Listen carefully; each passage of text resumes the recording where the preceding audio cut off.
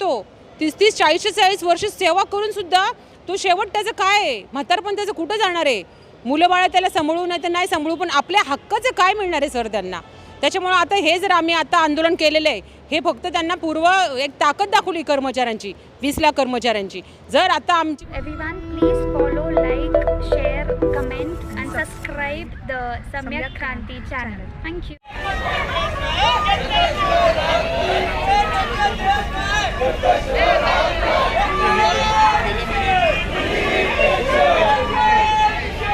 जय महाराष्ट्र. आज आपण या ठिकाणी कलेक्टर ऑफिसला आलेलो आहेत आणि या ठिकाणी आपण बघितलं की राज्य सरकारचं आंदोलन आणि या ठिकाणी झालेलं आत्ता नुकतंच पार पडला.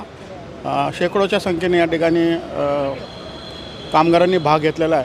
आपण जाणून घेऊया सर, काय आपलं नाव आणि आपल्या काय मागण्या होत्या? आणि मी मारुती रामभाऊ शिंदे, राज्य सरकारी कर्मचारी संघटनेचा मी या जिल्ह्याचा अध्यक्ष आणि पश्चिम महाराष्ट्र विभागीय उपाध्यक्ष महाराष्ट्र राज्याचा.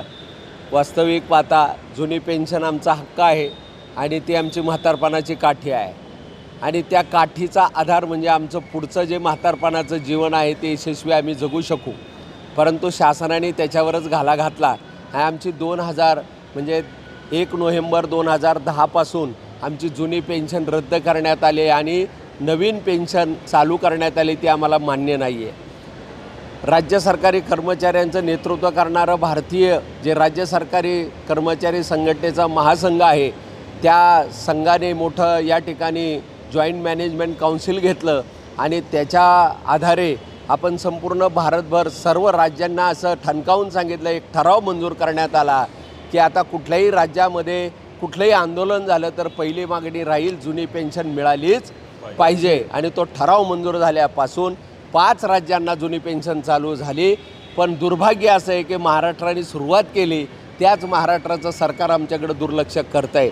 महागाईचा बडगा मात्र आम्हाला उघरायला कमी करत नाही आहे. आम्ही आंदोलनं घेतल्यानंतर त्यांच्या पचनी पडत नाही आहे. त्यांच्या अपेक्षा आमच्याकडून खूप आहेत. एका कर्मचाऱ्याला 4-4 कर्मचाऱ्याचं काम करावं लागतं, हे सारासार विसरून जातात.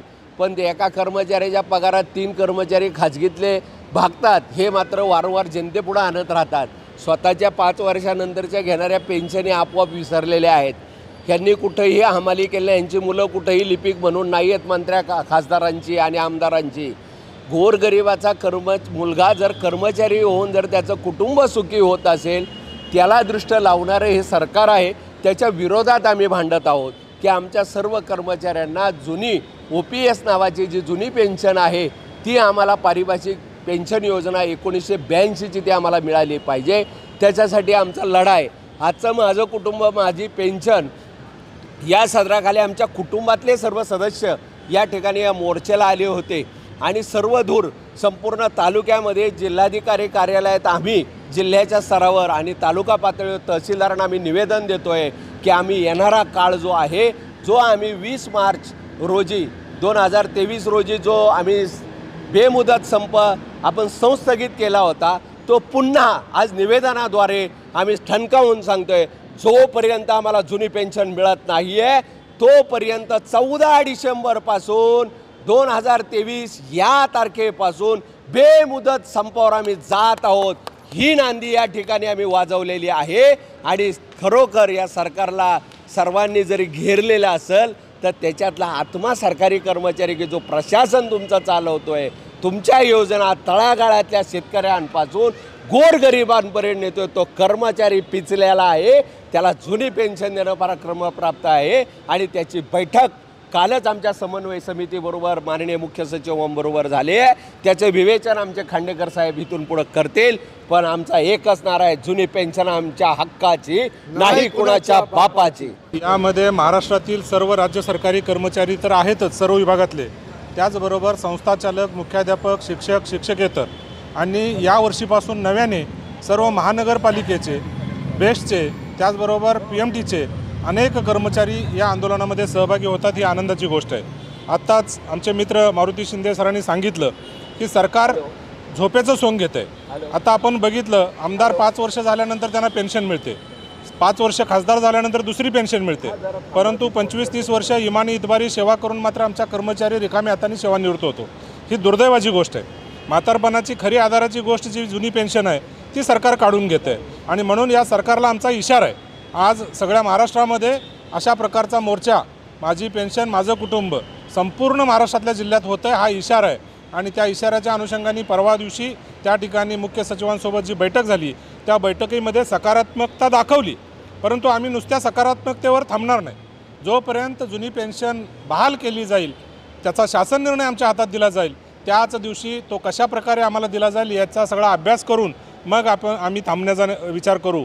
अन्यथा 14 डिसेंबरपासून होणारं बेमुदत संपाचं आंदोलन हे अटळ आहे आणि या सर्वाची जबाबदारी या महाराष्ट्र राज्याच्या सर्व सरकारवर, सध्याचे मुख्यमंत्री असतील, उपमुख्यमंत्री असतील यांच्यावर ही राहणार आहे. आणि जर संपूर्ण महाराष्ट्र बंद झाला, मग आरोग्य विभाग असतील, शिक्षण विभाग असेल, मुलांचं शिक्षण असेल, सगळी सेवा ठप्प झाली तर याला सर्वस्वी हे राज्याचं सरकार जबाबदार असणार आहे, याची सरकारने नोंद घ्यावी. एकच मिशन. नमस्ते. मी संध्या काजळे, रणरागिनी महिला मंच अध्यक्ष, पुणे जिल्हा. आज आपल्या हा जो आंदोलन केलं होतं आपण, तर त्यापूर्वी आपण मार्च महिन्यात 7 दिवसाचा संप केला होता. त्या संपानंतर आपल्याला शासनाने असं सांगितलं की आता समिती स्थापन करतो आणि लवकरच 1 महिन्यामध्ये निर्णय घेतो. आता 7 महिने झालेत सर, पण अजूनही शासनाने काहीच दखल घेतलेली नाही आहे. आता परवा जी चर्चा झाली त्याच्यामध्ये सकारात्मक होती, पण आपण जे विषय मांडलेले आहेत त्यातला एकही विषय त्यांनी घेतलेला नाही आहे. त्याच्यामुळे जुनी पेन्शन योजना आपली लागू व्हायला पाहिजे नाही. आणि जर नाही झालं तर येणाऱ्या काळामध्ये जेव्हा इलेक्शन आहे तेव्हा आम्ही त्यांना त्यांची जागाच दाखवणार आहे. कारण आम्हाला असं म्हणायचं की आमदार खासदार हे आता नवीन, जरी आता नवनेतृत्वामध्ये नेतृत्व करणारे जे आता आमदार आहेत नवीनच पिढीमधले, ते 5 वर्ष झाल्यानंतर रिटायर झाल्यानंतर त्यांना जी पेन्शन मिळती, कुठलीही समिती नेमत नाही, कुठलीही समिती स्थापन करत नाही. मग आमदार खासदारांना हे सगळंच कसं सर्रास चालू आहे? म्हणजे मग शासकीय कर्मचारी काय करतो? 30-30, 40-40 वर्ष सेवा करून सुद्धा तो शेवट त्याचं काय आहे? म्हातारपण त्याचं कुठं जाणार आहे? मुलं बाळं त्याला सांभाळू नाही तर नाही सांभाळू, पण आपल्या हक्काचं काय मिळणार आहे सर त्यांना? त्याच्यामुळं आता हे जर आम्ही आता आंदोलन केलेलं आहे, हे फक्त त्यांना एक ताकद दाखवली कर्मचाऱ्यांची, 20 लाख कर्मचाऱ्यांची. जर आता आमची जुनी पेन्शन योजना यांनी लागू केली नाही, नवीन पेन्शन योजना बंद करून, तर येणाऱ्या 14 डिसेंबरपासून आम्ही बेमुदत संप पुकारणार आहे. आणि बेमुदत संप पुकारून आता मी या ठिकाणी सगळ्यांसमोर सांगते की येणाऱ्या काळात जी लवकरच आता इलेक्शन होईल, मार्च एप्रिल किंवा जानेवारी फेब्रुवारी मार्चमध्ये, त्यात आम्ही नक्कीच सरकारला जागा दाखवू. कारण आमचं एक कुटुंबातला एक कर्मचारी नाही आहे, अख्खं कुटुंब त्याच्यामध्ये आहे. तेवढं मतदान त्यांचं होणार नाही आहे आणि सरकार पडून जाणार आहे, हे मी सगळ्यांसमोर सांगते. कारण का तर आम्हाला दिलेला हा त्रास आहे फक्त सरकारी कर्मचाऱ्यांच्याच बाबतीत. का तुम्ही त्रास देता? सरकारी कर्मचारी काम करत नाही का? सरकारी कर्मचारी सुद्धा काम करतो. मग त्यांना आता खाजगीकरणातले नवीन नेतृत्व का पाहिजे रे? की नवीन पोरांना घ्यायचं, एक जो शासकीय कर्मचारी पगार घेतो 1 महिन्याचा तो 4 कर्मचाऱ्यांना द्यायचं. अरे पण त्यांना काय माहिती आहे का या खात्यामध्ये काय चालतं काय नाही? पोलीस खात्यामध्ये पण तुम्ही आता खाजगीकरण म्हणताय, पण खाजगीकरण केलं तर पोलीस राहतील बाजूला, पण तिथून जे बाहेर येतील 6 महिन्यांनी ते सगळं अभ्यास करून बाहेर येऊन अजून शासनाला त्रास होईल त्या गोष्टीचा. हे शासन का विचार करत नाही? ह्याच्यासाठी आमची ही मागणी मान्य व्हायलाच पाहिजे. अन्यथा आम्ही 14 डिसेंबरपासून बेमुदत संप करणार आहोत आणि पुढे येणाऱ्या काळात निवडणुकीच्या त्या शासनाला त्यांची जागा दाखवून देणार आहे. जय हिंद, जय महाराष्ट्र, जय संघटना. धन्यवाद. जुनी पेन्शन आमच्या हक्काची नाही कुणाच्या बापाची, जुनी पेन्शन आमच्या हक्काची नाही कुणाच्या बापाची. जो पेन्शन की बात करेगा वही देश पे राज करेगा. धन्यवाद. ज्या जुन्या पेन्शनसाठी सर्व कर्मचारी खूप एकजुटीने एकत्र आहेत, तर सर्व कर्मचारी जोपर्यंत आमची पेन्शनचं पूर्ण होत नाही तोपर्यंत सर्व कर्मचारी या लढ्यामध्ये सामील आहेत.